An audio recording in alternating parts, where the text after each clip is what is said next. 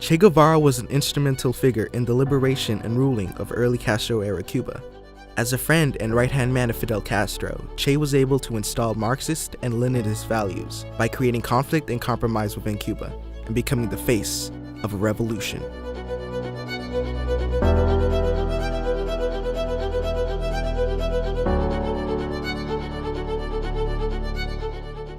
Ernesto Guevara was born in Rosario, Argentina on June 14, 1928, in an upper-middle-class family of 6.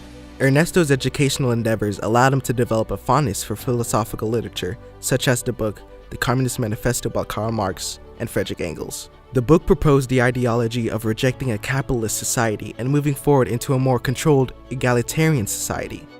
Despite his fascination with Marxism, Che followed his family's wishes and enrolled in medical school. While studying medicine, Ernesto took a motorcycle trip across South America and allowed him to witness the poverty and disease throughout the region.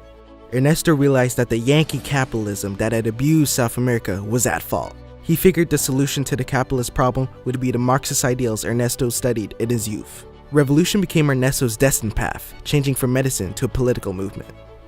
Around this time, Fidel and Raul Castro began gathering troops in Mexico to aid them in their 26th of July movement to overthrow the Cuban government, which was led by the US-backed dictator Fulgencio Batista. Ernesto saw this as an opportunity to join a movement. A meeting was arranged between him and the Castros, leading Ernesto to find his first position in the rebellion as the physician. On November 25, 1956, the 26th of July movement set sail for Cuba on Fidel's yacht. Ernesto was the only non-Cuban of the ship and gained the nickname Che because of his continual use of the word, which roughly translates to bro or hey you. The rebellion landed on Cuban shores on December 2nd to an ambush from Batista's men, who had been anticipating the movement. As Batista's army was vastly larger than the movement, it became a brutal act of war and ended in the death of 2/3 of the rebellion. Ernesto and Fidel fled to safety with the remaining men.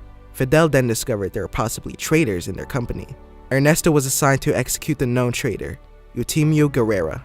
Ernesto took Eutimio's side, placed the rim of the gun against his temple, and as Eutimio pleaded for death, Ernesto cocked the gun and freed the bullet from its chamber. This became a main stimulus for Ernesto's military competence. Lastly, at this point in Ernesto's life, he only referred to himself as Che Guevara.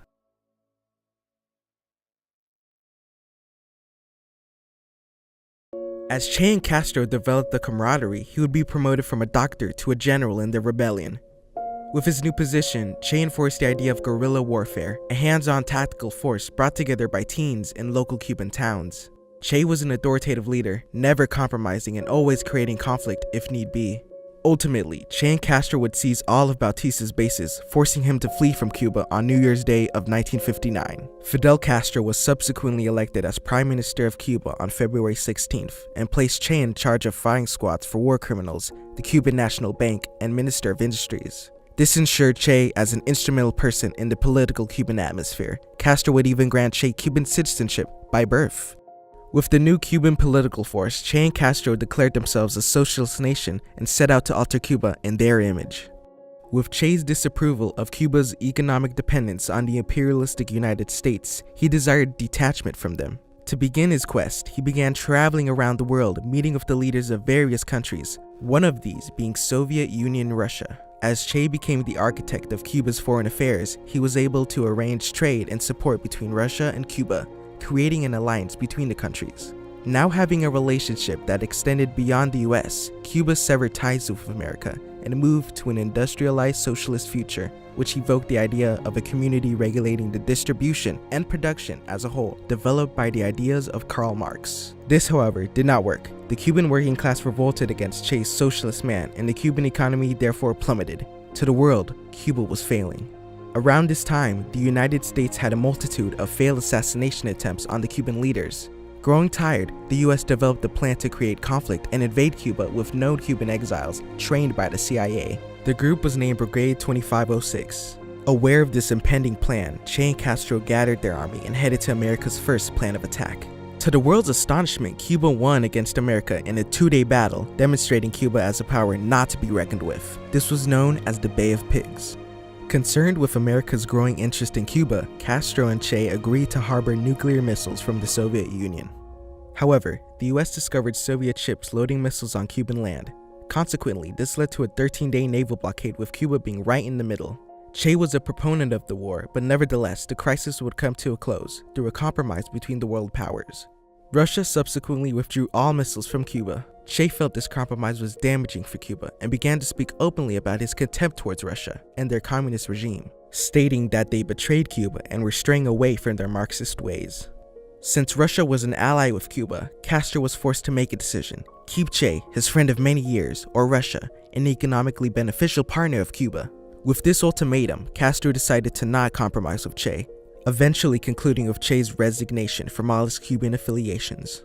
Castro would read Che's farewell letter publicly on October 3, 1956, the same day Castro would announce Cuba as a communist nation, under the Communist Party of Cuba.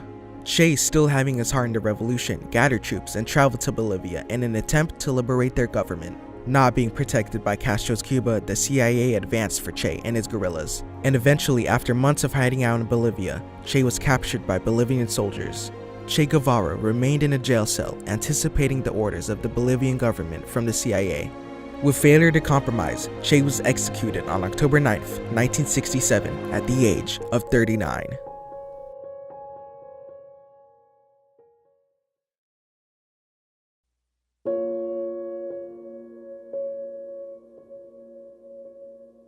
To summarize Che Guevara in 2 words is conflict and compromise. Whether that be him failing to compromise and only creating more conflict with violence, like guerrilla warfare, the Bay of Pigs, and the Cuban Missile Crisis, or being able to compromise by using words with the Soviet Union and perpetuate his Marxist dream onto Cuba. Che Guevara was the face behind Fidel Castro. Castro leaves the legacy of Che, and they both leave the legacy of Cuba. Yes, they were able to decrease the infant mortality rate by supplying adequate health resources. Yes, they increased literacy rate for Cubans by constructing more schools. And yes, they attempted to erase racial discrimination in Cuba. However, that doesn't mean we forget the brutal tactics and killing that Che and Castro performed to further their ideas. They killed people with firing squads simply because they didn't agree with them, silenced the Cuban press, and supported the ruling of dictatorships. This is the duality of Che Guevara. He was brutal through conflict, while also a diplomat through compromise.